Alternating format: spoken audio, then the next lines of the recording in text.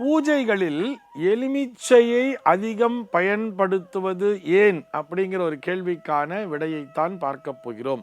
இந்த எலுமிச்சம்பழத்தை பற்றி நம்ம ஏற்கனவே அடிக்கடி நிறைய தடவை டிஸ்கஸ் பண்ணியிருக்கோம். இந்த எலுமிச்சம்பழம் என்பது தேவ கனி அப்படின்னே சொல்லி அழைக்கிறார். அதாவது தெய்வத்திடமிருந்து நேரடியாக சக்தியினை நமக்கு தரக்கூடிய அந்த அபரிமிதமான ஒரு திறன் படைத்ததுதான் இந்த எலுமிச்சை அப்படின்னே வச்சுக்கலாம். இந்த எலுமிச்சையை நம்ம எங்கெங்கெல்லாம் யூஸ் பண்ணுறோம், நம்ம ஜூஸாக போட்டு குடிக்கிறோங்கிறது வேற விஷயம்.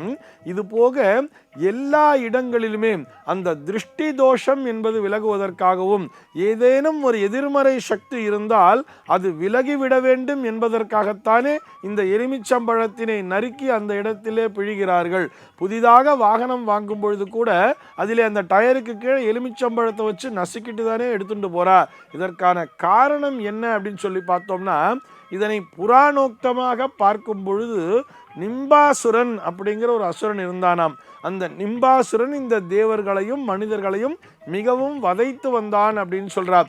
அவனை அழிக்க ஒரு வழி தெரியாமல் இவர்கள் அனைவரும் விழிபிதுங்கி நிற்கும் பொழுது எல்லோரும் ஒன்றாக இணைந்து அம்பிகையை பிரார்த்தனை செய்கிறார்கள். அப்பொழுது அம்பிகையினுடைய உடலிலிருந்து ஒரு தேவியானவள் தோன்றுகிறாள். அவளுடைய பெயர் சாகம்பரி தேவின்னே சொல்றார். அந்த சாகம்பரி தேவி பார்த்தோம்னா அவள் அந்த நிம்பாசுரனை அழிக்கும் பொழுது அந்த நிம்பாசுரன் ஒரு வரத்தினை கோருகிறானாம்.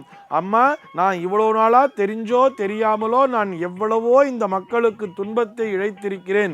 உன்னுடைய கையால் நான் சம்ஹரிக்கப்படுகின்ற இந்த நேரத்திலே எனக்கு நீ ஒரு வரத்தை தர வேண்டும்.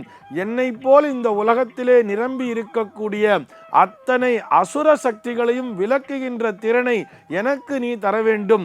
நான் இந்த பூலோகத்திலே ஒரு மரமாக வந்து அங்கே நான் காய்களை தர வேண்டும்.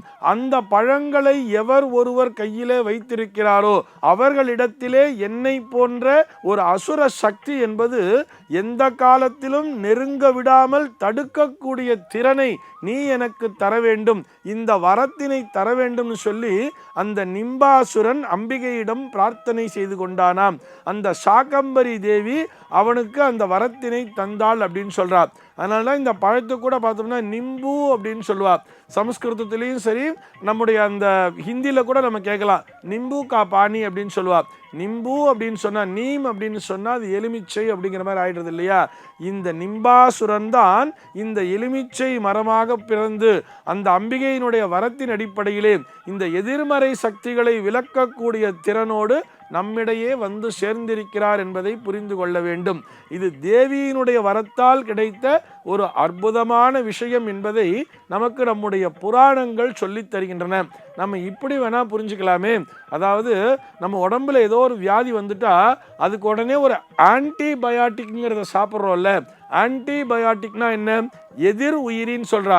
இந்த மருந்தினை எப்படி கண்டுபிடிக்கிறார்கள்?